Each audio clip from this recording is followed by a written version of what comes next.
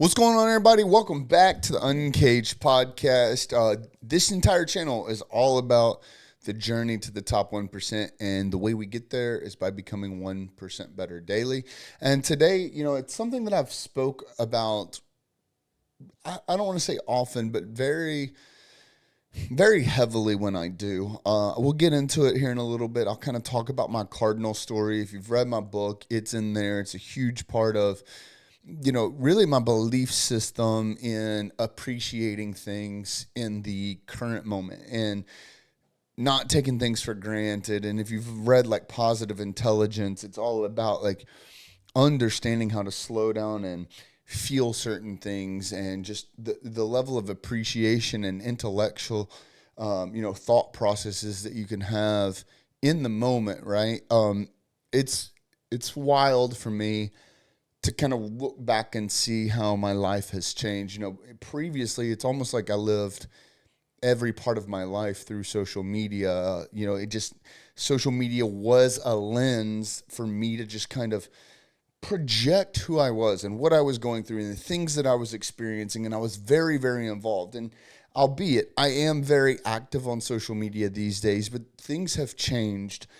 I've gone entire dates without even, taken a single picture. I've gone on damn near whole vacations and forgetting to document things in the moment. Now, granted, obviously, yes, I still have times where like there's something very special that happens, and I want to make sure that, I capture that moment in the moment. But something that I have been trying to very, very respectfully pay attention to is enjoying things in the moment instead of in the memories, right? And this has definitely become, full focus for me at current pace, just with everything that's going on in the world today. And, realistically, I made a post about this the other day, and the perspective shift is just insane to me. And it's honestly, it's difficult to understand. I have a hard time comprehending it some days. And really just kind of understanding my place in it all, right? As myself, as a human being, right? Like in my previous life, I've had better days than we've been better off than we are now. And we've also been worse off than we are right now. Like, been through life and death situations, multiple times. And I've also been in, multiple opportunities where I had a carefree life. Nothing could bother me. There was no stresses, no anxiety, no depression, and obviously everything in between. And, my post that I had made the other day was that right now, in lifetime, I have people that have lost everything, are, even up until just a few days ago, had lost all communications with family, had no idea if they were alive, didn't know what they were going to do, didn't know how they were going to get reunited with their families, didn't know how they were going to extract them from that horrible situation or provide enough supplies to be able to. And honestly, I'm talking in past tense, but this is going on right now. And then I've got, people that I literally talk to that are taking delivery of $200,000-$300,000 vehicles, right? Like, I've got some people that couldn't afford to evacuate Florida because of a hurricane, while I'm literally conversating. One of the people that I was helping, throughout this entire process of helping some of our Uncaged members in a massively dire time, one of the helicopters that we were able to locate for some of our members to help save their families, I was communicating with someone that was literally on a cruise in the Caribbean.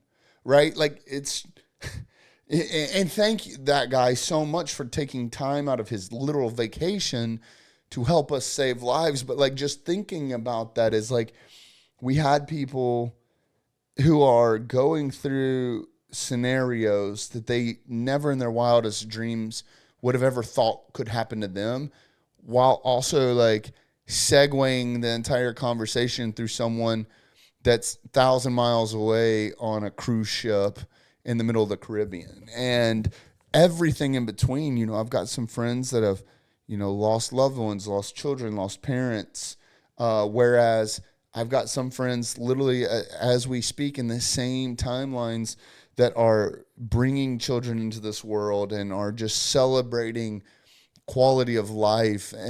It's just, it really brings things full circle when you start to think about how and why, when and where is the right time to appreciate our gifts as we have them. And, I speak against hustle culture a lot. I speak against a lot of the modern buzzwords that are out there and even like some of these cliche sayings, but I try to bring it all back into full perspective of understanding that we only have one life. And throughout this life, there's opportunities that come up. And depending on who you are, where you are in your personal development journey, is going to dictate on how that event impacts you. And I said it earlier, and I want to reiterate it, is like I've been super focused on enjoying moments in the moment versus in the memories. And what I mean by that is I can't tell you how many times I've gone through, our photos, like either sitting down with Lottie or sitting down, just myself, or sitting down as a whole family and flipping through some of these photos. We literally just did this as a family the other day. I mirrored my phone to the TV and we went through pictures of Heather and I's wedding, and like it was just really cool to reiterate that moment in life, with Lottie and explaining things, but like to the detail and the level that we did, like we wouldn't have been able to if we hadn't have been there and been in the moment and been able to live in that moment versus trying to live in the memories. There's some core memories I have of, our first time taking Lottie to Belize and just experiencing life in a different way with her. And it was just absolutely incredible. Like I can see them so vividly.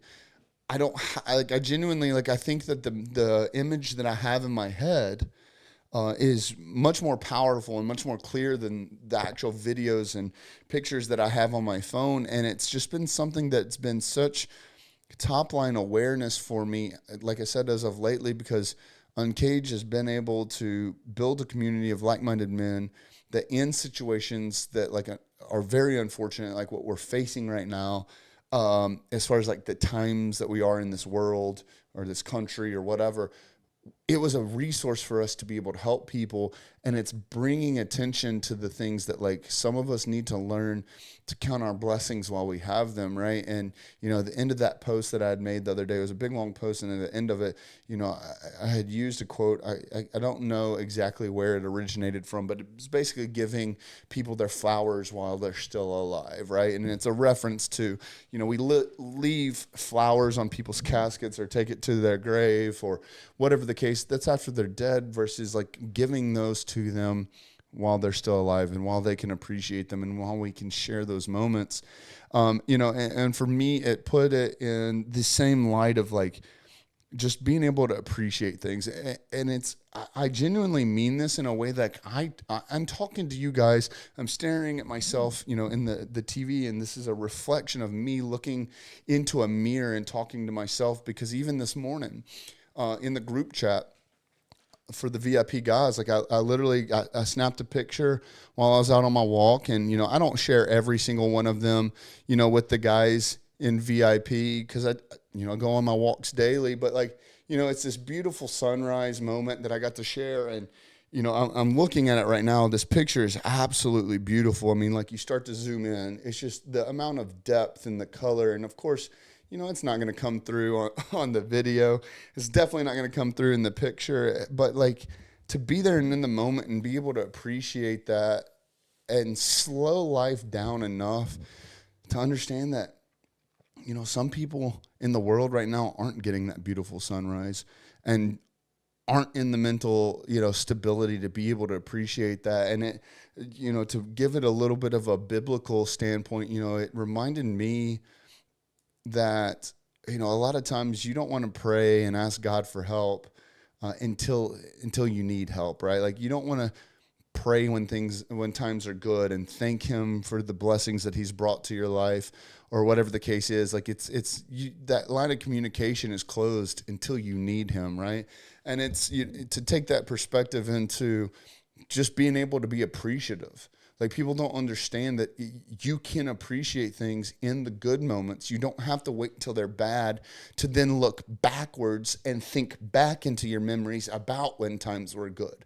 Like, you can slow down and you can stop right here, right now, while things are good, and appreciate that things are good, and move forward in a positive mindset of understanding that, like, it doesn't always have to be bad, and you don't always have to live your life through memories. You can enjoy it in the moment that you're in right now. And, it kind of leads me to my Cardinal story.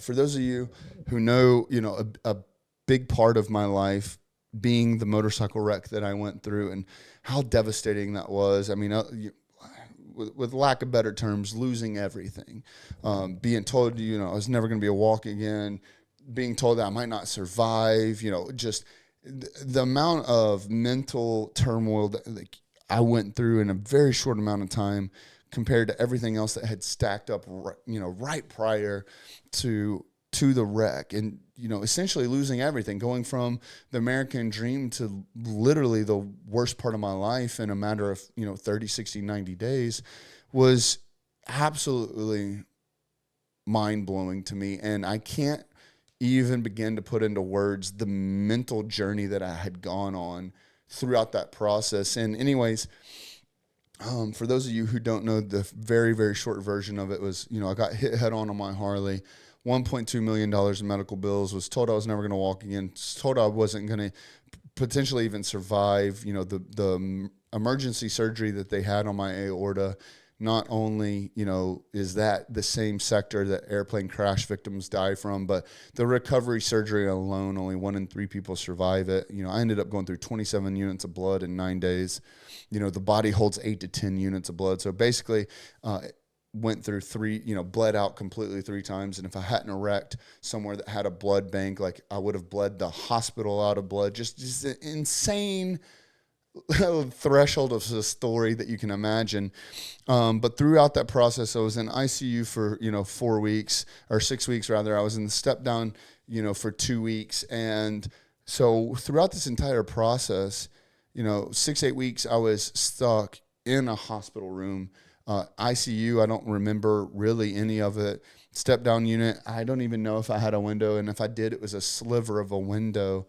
But it was just a wild, wild, wild situation where, after being A, bedridden for that long, and then B, just stuck in 4 walls and not have seen the outside world, not experienced fresh air, not have gone through feeling or thinking about or experiencing sunlight, I got wheeled out in a wheelchair. And, throughout this process, you come out the double doors, you're in a wheelchair, so someone's pushing you, you're under the overhang. Well, we ended up going down the sidewalk, and at the time, I had both my legs propped up because of my injuries. So my feet exited the shadow first because there was an overhang from where you come out. And so as I was being pushed across this shadow that was, being displayed on the sidewalk, I felt this weird feeling on my legs. And then I felt it ride up my body. I was in some shorts, right? So like, I feel it ride up my body, and then I was shirtless. So then once it made its way up to my thigh and that feeling stopped because of my shorts, the movement kept moving. And then once it broke above the waistline of my pants, it hit my stomach again. And that feeling was returned. And by this time, it had hit my fingertips all the way up my hand. It's going up my arm. And I'm like, what is going on here? And so like, I'm trying to be observant of what's going on, what's this feeling, and what's happening to me, right? Like almost in a panic attack of like, even though it felt good, like it was just this entire feeling of something overcoming my body. And so I looked down, and as it was rising up, I'm getting goosebumps telling the story. As it was rising up my arm, I realized that feeling was directly correlated to the feeling of sun hitting my skin.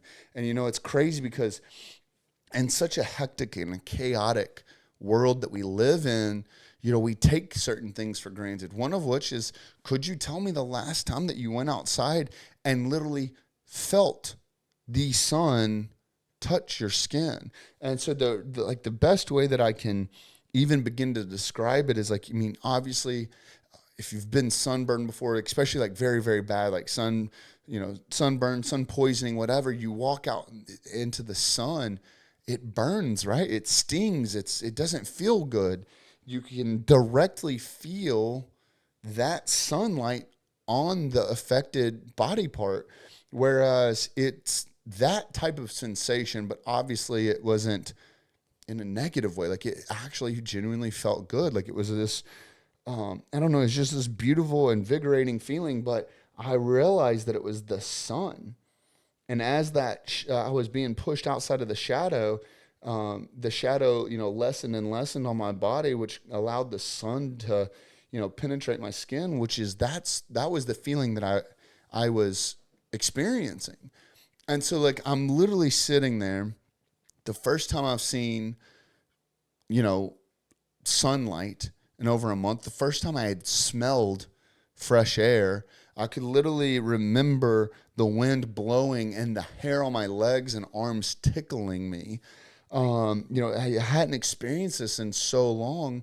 And so I was just sitting there in awe of these amazing feelings that prior to that I went through day to day and never truly appreciated and never truly understood and never truly let it click in my mind that this was something positive that I was taking for granted on a daily basis. And so in the midst of all of this, the sun shining on me, literally just feeling the sun on my skin, feeling the fresh, breeze blowing the hair on my body, the smell of the grasses and the flowers and just everything that was going on. I laid my head back in my wheelchair and I just looked up. And in fact, at the time when I did, my eyes were still closed. And so again, like, we take these things for granted. I'm just staring up with my eyes closed, and like how when the sun shines on you, you can kind of see that pinkish, reddish, glow through your eyelids and maybe some of your veins and stuff like that. So I'm just like putting my face towards the sun and feeling the sun on my face and letting those rays shine through my eyelids. And so I started to slowly open my eyes in that moment. And as I did, a red male cardinal flew overhead. And I can't explain to you why this impacted me that much. But while I was sitting there, I saw that cardinal fly by. And I uncontrollably was smiling. And it's seconds of time that this cardinal was in my point of view, in my field of vision. And in those few seconds, I had a lifetime worth of just thought process that still stands with me today, which is I could not comprehend when the last time I had seen a cardinal, a male cardinal, a beautiful, just bright, red, gorgeous bird. Like, I couldn't tell you when the last time I had seen one was. And especially, like, where we were in the medical district of Memphis, Tennessee, like, there's no reason in my mind. I don't know. I could be wrong. I don't know how, native cardinals are to that area. But, like, I genuinely could tell you that I couldn't verbally let you know when the last time I had seen one was. And so it brought up this entire thought process on, had I not actually seen cardinals, or was it that I just hadn't slowed down enough to appreciate them? Like, maybe I had seen cardinals, maybe I'd seen a cardinal earlier, well, not earlier that day, but, earlier the day prior to, me having my motorcycle wreck, or whatever the case was. Maybe I see them on a daily basis, but I had never slowed down enough to appreciate it, to understand it. And, that cardinal could be a multitude of different things in your life. It doesn't have to be a red male cardinal. It just happened to be a red male cardinal for me. And throughout that process, and over the years since my wreck, like, I've really tried to focus on appreciating the little things in the moments instead of the memories. So, like, as we're going through it, instead of relying on a digital device to remind me of the good times and how the good times were good, why would I not just appreciate the good times in the good times? And so that's just definitely been something that I've been on this journey from. And that's why I appreciated reading Positive Intelligence so much, is because I was already practicing some of those things prior to reading that book. And, I talk about it very openly. Like, I will just sit there and stare at the girls. Like, I will stare at Heather's face and I will watch reflections in her eyes on, like, what she's looking at, and how her eyes and her pupils, will interact with different things that she's watching, or as she's looking at certain things. I will look at the way the sun shines through the blinds and hits her face. Like, with Lottie, I will sit there and hold her, and I will just stare at the peach fuzz on her cheeks and her lips. She'll hold my hands, and I'll just stare at her hands and look at her fingerprints. When I wake up in the mornings, holding and cuddling the girls, I'll watch the sun as it shines through their hair. Some strands of hair are darker, they're in the shadows, some are lighter, some are almost look illuminated. And I really just slow down and appreciate those moments. And it's things like that, I believe genuinely have led to me learning how to appreciate things, in the moments instead of the memories. And even all the way down to, like, whatever that is for you. Maybe that's grounding, maybe that's visualizations, like, whatever. But being able to take a moment and smell the flowers while you can, because I promise you that in that finite amount of time that is you writing that memory in the moment, going back and looking back on it will never do it justice. Much like that picture would never do justice of what I was able to see with my naked eye this morning on my walk of that beautiful sunrise. Like, you're never going to be able to look at a picture or a video and truly feel what you felt in that moment. Whereas, a lot of times we don't even get the chance to feel those feelings. We're so worried about, capturing these memories, and whether it be to, selfishly have them for ourselves later on, or unfortunately, if it's to show it off, on social media and, like, display our world for others to see as if it's like some spectacle or some version of entertainment, which, again, I get it. I understand the psychology behind all of it. I studied it for decades at this point.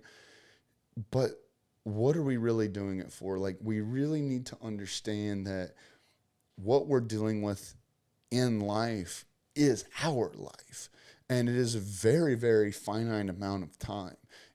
I get very, very anxious when I see some of those, viral videos or, posts or whatever the case, talking about how much time we have left, whether it be how much time us personally have on this earth, how much time we have with our kids, what the lost amount of time we had with our spouses, like, whatever the case is.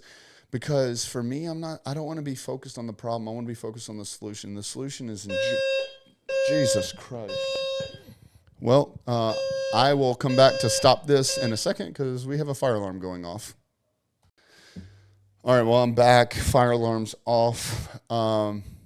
Maybe that was a sign we should probably get close to wrapping this episode up. But I hope that really meant something to you. I hope you understand where I'm trying to come from and the conviction that I have when it comes to getting this type of messaging across. Because, like, I went through this, and it was, man, it was the greatest lesson I've ever learned. But it is one that came at such an expensive cost. And I'm not talking about the $1.2 million in medical bills. I'm talking about the pain, the suffering, everything that I had to go through, learning how to walk again. I mean, just the amount of destruction that learning lesson had that I had to go through to experience it. That's why it's things like that have provided me with this mission to make information like this as accessible to as many people as possible. Because I promise you, I'm no one to look up to when it comes to my successes. Have I been successful? Yes, absolutely. Has it come at expensive costs? Absolutely. Mentally, physically, financially, spiritually, emotionally, you name it. But there's a lot of people out there way more successful than I am. But if there's one thing that I can do is help you to not make the same mistakes that I have, especially not learning those lessons at the cost that I have. Like, that's what I'm here for. That's what I want to do.